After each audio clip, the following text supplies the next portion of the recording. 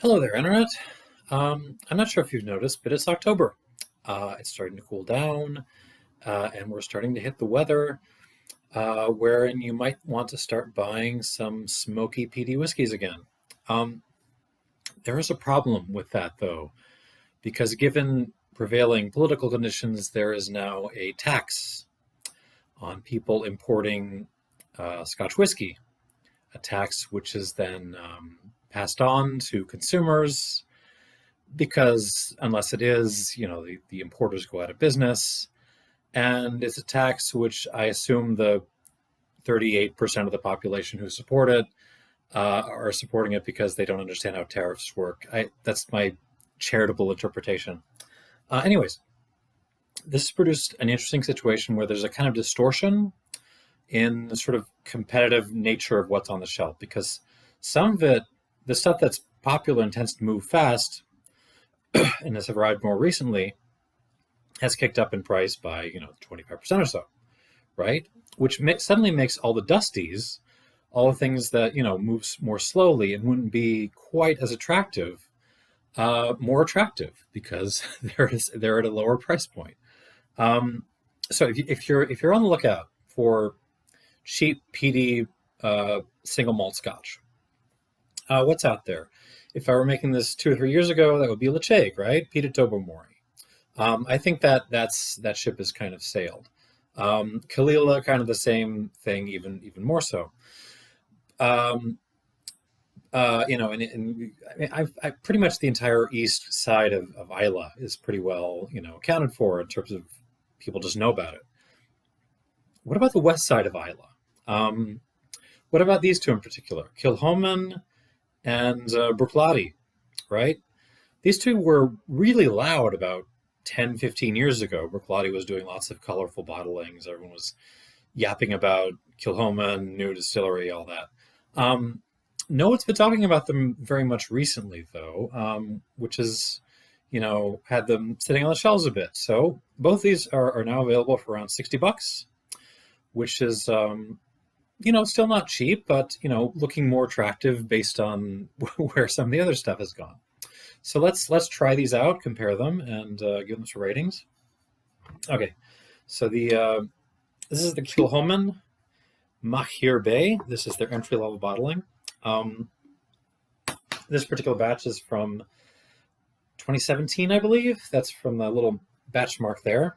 I bought it though last year because it came in a nice box with some packaging that I liked, and a nice set of Glencairn glasses, which is what I'm drinking this out of at the moment.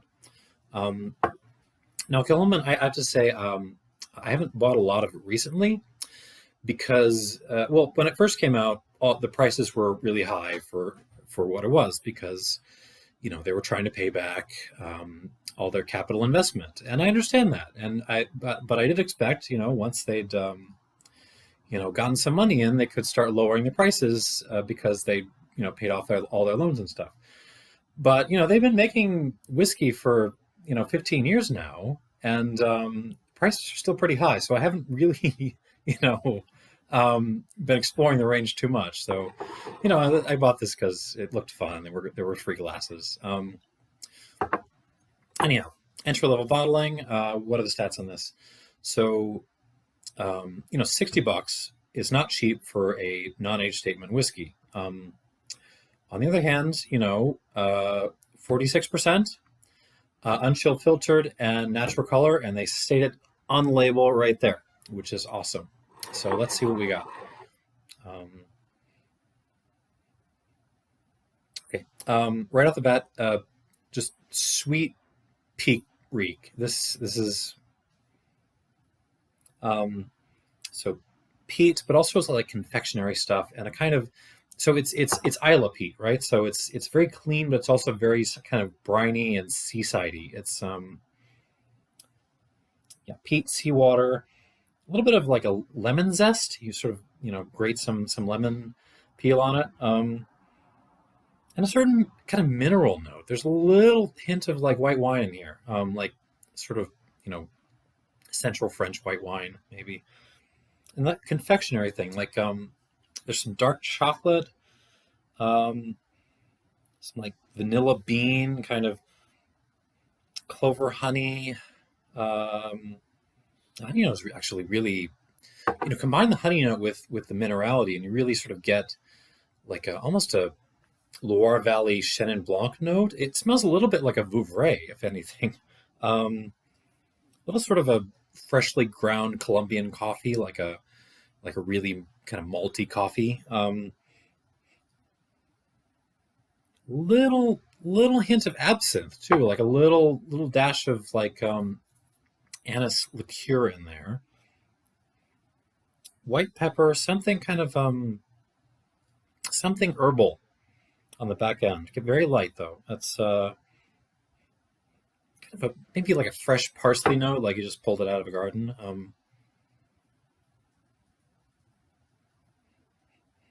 And a little bit of like green tea leaves, not the tea itself, just you're whiffing the leaves as you open the jar.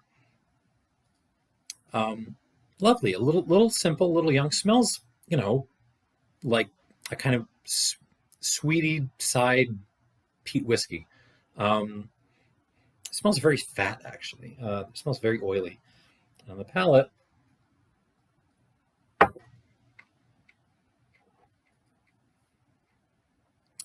is very creamy and oily. And it's just kind of the same thing. Sweet, young peat, not a peat monster, but sort of a peat beastie. Brine, peat smoke, a little triple sec actually, a little no curacao actually, not triple sec.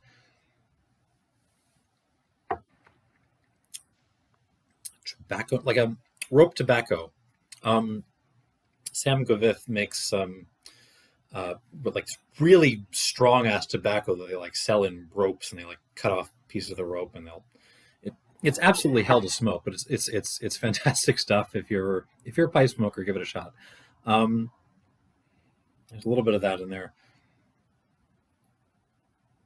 More the smoke itself than the tobacco, like the smoke and the ash. Black pepper, you know, oily, but at the same time very kind of light and not what's the word I'm looking for? Not delicate. Delicate isn't the right word, but it's not giving me a whole lot. Quiet, I guess is the word.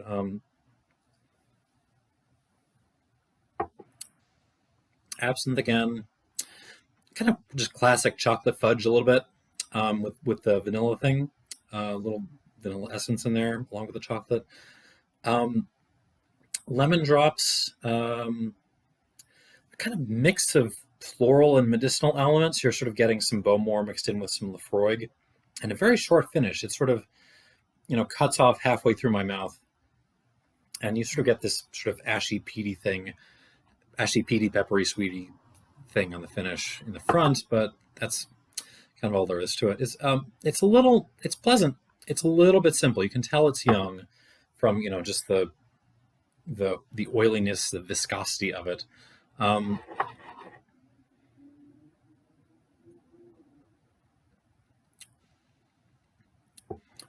Nice. It's also just a little a hair bit generic, um, which is strange because I've had older Kilchomans, and they actually pick up some character if you give them, you know, I imagine this is probably 4 or 5 years old tops.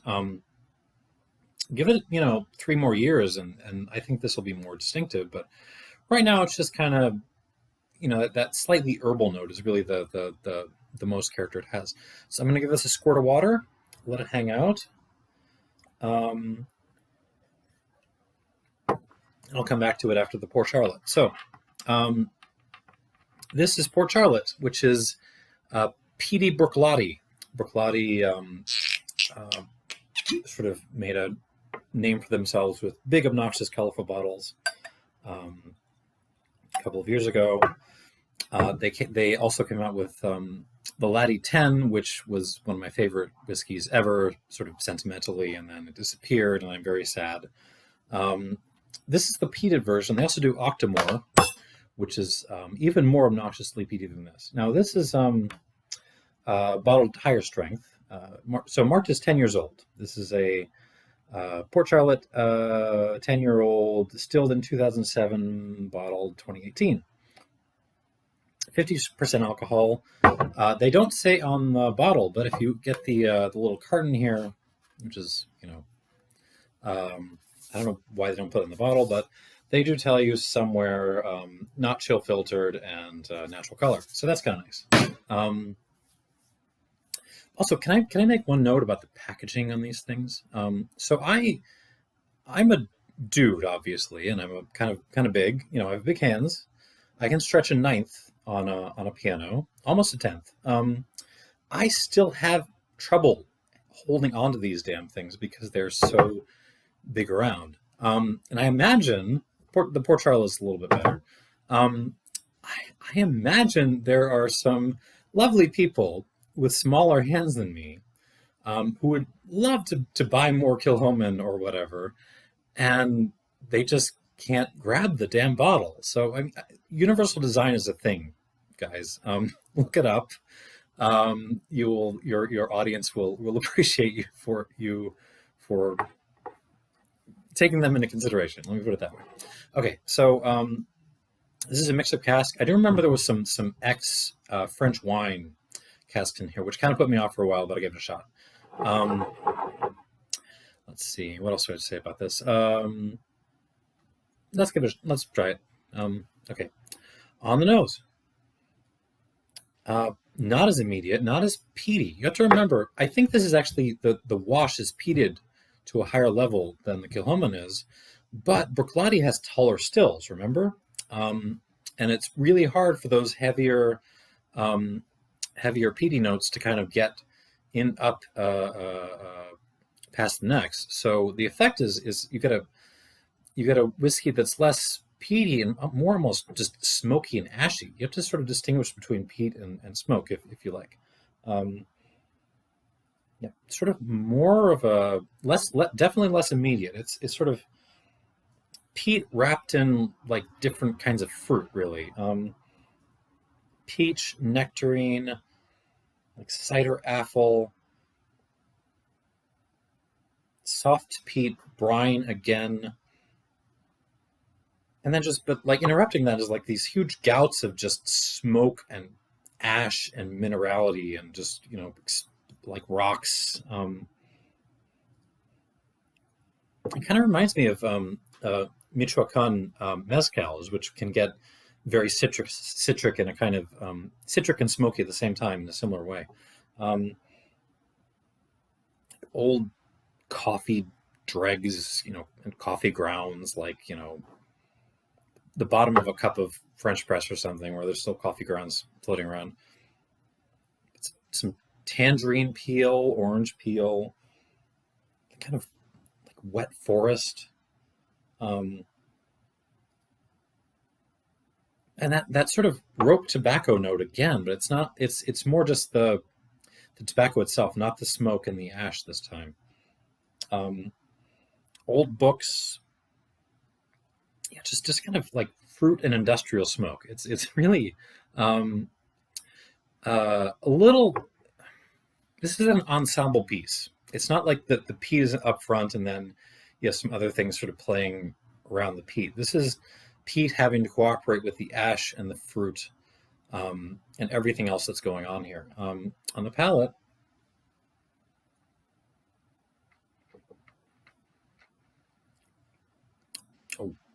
dry, much drier than this. Austere. Okay, citrus again. Tangerine, orange, like toast a lemon peel for me. Peat, seawater, ash, a kind of like a tingly. There's a tingly note in this. It almost reminds me of grappa in a way. Like mix some peaty whiskey with some grappa and some Michoacan mezcal, and you'd be close. One more try.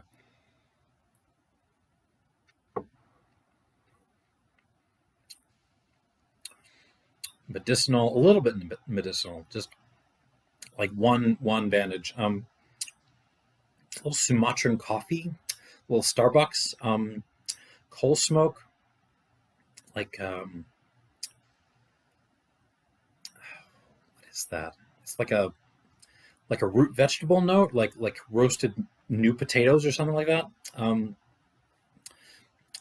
In the South, we have like a tradition of like smoking trout. This is kind of smoked trout minus the trout part, so it's just like, you know, um, I don't know.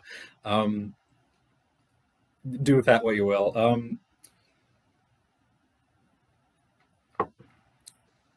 Yeah, the grappa thing is actually pretty real. Little like toasted like toasted peanut shells. And actually throw a splash of champagne in there, like really good thrower champagne. Um, that's sort of bubbly, you know, fruity, appley minerality. Um, yeah, this is good. This is good stuff. But if you come to it expecting, you know, a peat monster, you're going to be disappointed because it really isn't. This is a bunch of things working together alongside the peat, and saying, you know, you're not going to run this show, Pete. We're going to have our say too. Okay, same deal. I'm going to add a little bit of water. Come back to it, and let us return to the Kilchoman. See what this is. This has got.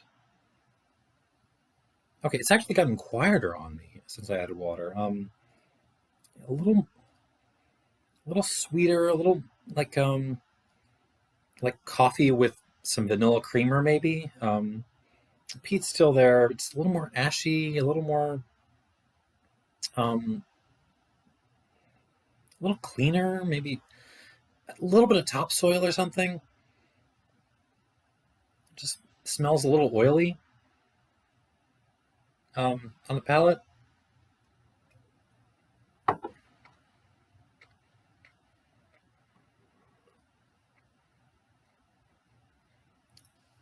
I'm shaking my head like I just brewed, but this is actually pretty nice.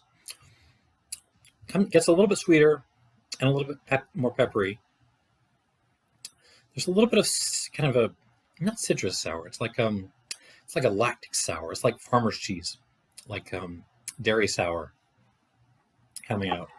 Um, but actually, with water, it gets a little bit simpler in a lot of ways.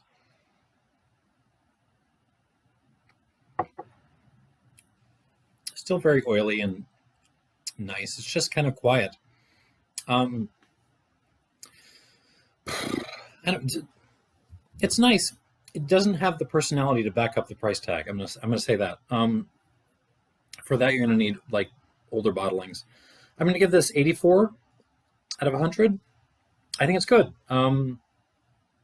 If it were, you know, $15 cheaper, then we could seriously start talking about value. But where it is now, it's, you know, it's okay. Give it a shot, especially if it comes with a pair of Glencairn glasses.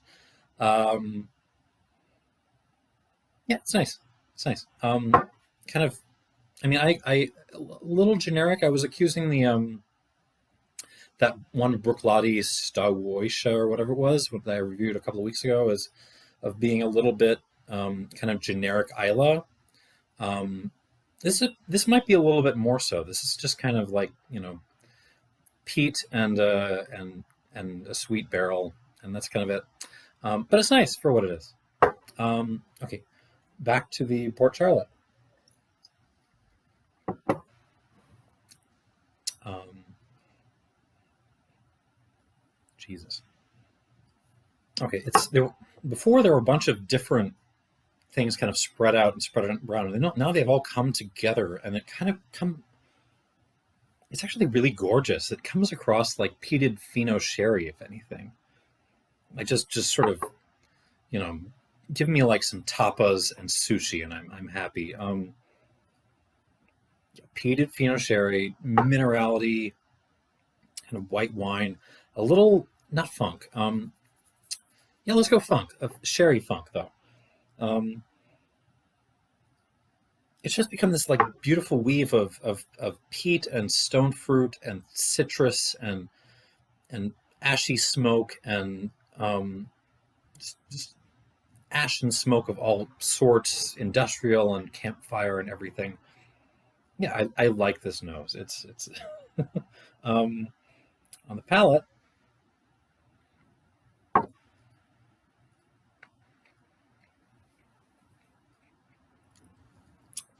Okay, peated citrus. Peat some oranges and some lemons and some tangerines. Sort of wash them out in seawater. This is kind of what I'm getting. A little coal smoke again. Some like pipe tobacco ash. Like an old bookseller.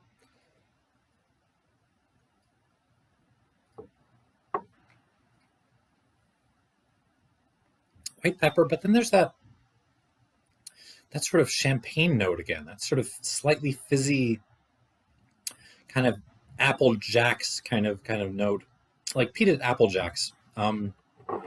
If anything, yeah, this is really good. Again, if you're looking for a substitute for Ardbeg or Laphroaig, this is not it. This is something. This is its own kind of thing. It's more of an ensemble piece. This is built in its own way more like a Springbank or something than it is like an Ardbeg, for example. But well worth your consideration. And I think if you're thinking about sort of the serious stuff from Islay around the $60 range, at least for getting Terrace for now. This is right up there with them. I'm going to give this 89 out of 100. I would put this up against Ardbeg 10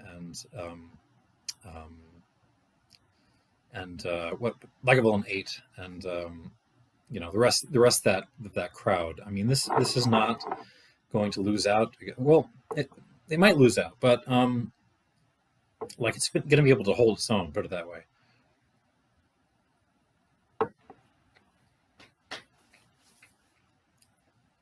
Yeah, this is serious. Anyways, that's kind of all I got. I think. Okay.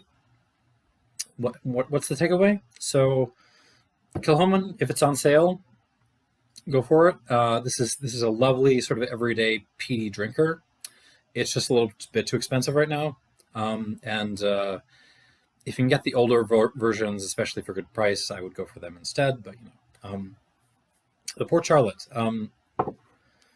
This is very serious stuff. I think well worth your consideration, especially if you're looking for something that's just going to be a little bit more cerebral, a little bit more thinky than your Ardbegs and Laphroaigs and all that stuff.